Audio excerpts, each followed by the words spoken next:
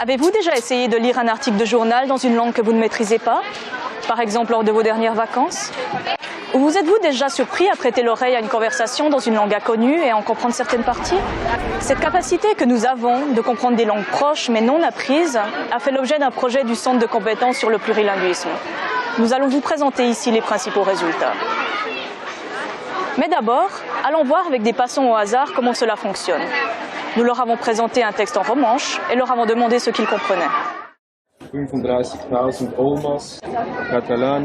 Simra est la lingua celtica de Ginevra, la fecundità. Oui, mais c'est pas en français.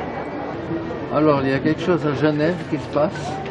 Non, j'ai vraiment pas compris, mais il s'agit de l'école. Il s'agit de l'école, je pense que c'est une autre langue. Hein?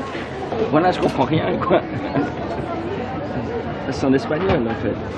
Ah, puis le canton de Genève, il est à 103 km de la frontière. Je suis embêté. Je peux seulement deviner. C'est du romanche. Et en réalité, on peut comprendre sans vraiment comprendre. Intéressant, n'est-ce pas? Nous avons essayé de comprendre ces réactions dans une recherche du Centre de compétences sur le plurilinguisme. Cette étude s'est déroulée en classe, dans des cours d'histoire. Ce que nous avons fait a été de présenter un document historique non traduit, accompagné de questions de compréhension de texte à des étudiants de 9e année Armos, donc ayant environ 14 ans.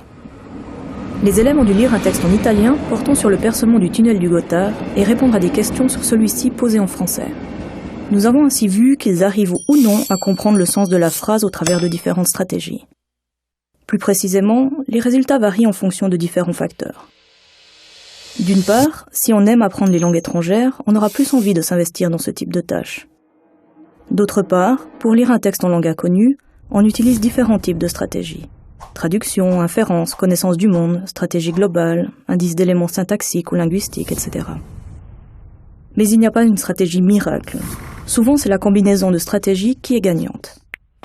Dans des études précédentes, nous avions aussi vu que si on a des compétences dans des langues proches de la langue dans laquelle est rédigé le texte, on aura plus de facilité à comprendre celui-ci. Mais ce facteur n'est pas ressorti comme prédicteur dans cette étude. Sans doute car nous avons travaillé en contexte scolaire. Dans notre étude, nous avons aussi essayé de voir si certains profils de personnalité avaient une influence sur la capacité à comprendre des textes en langue inconnue et sur le désir de s'investir dans ce type de tâches. Les résultats ont montré que si les élèves plus extravertis et ceux qui sont ouverts aux nouvelles expériences apprécient plus des tâches de ce genre, ces profils de personnalité n'ont aucune influence dans la réussite de la tâche. Les élèves des filières plus faibles obtiennent de moins bons scores à la tâche, mais ils sont tout aussi motivés pour résoudre ce type de tâches que les élèves des filières plus élevées.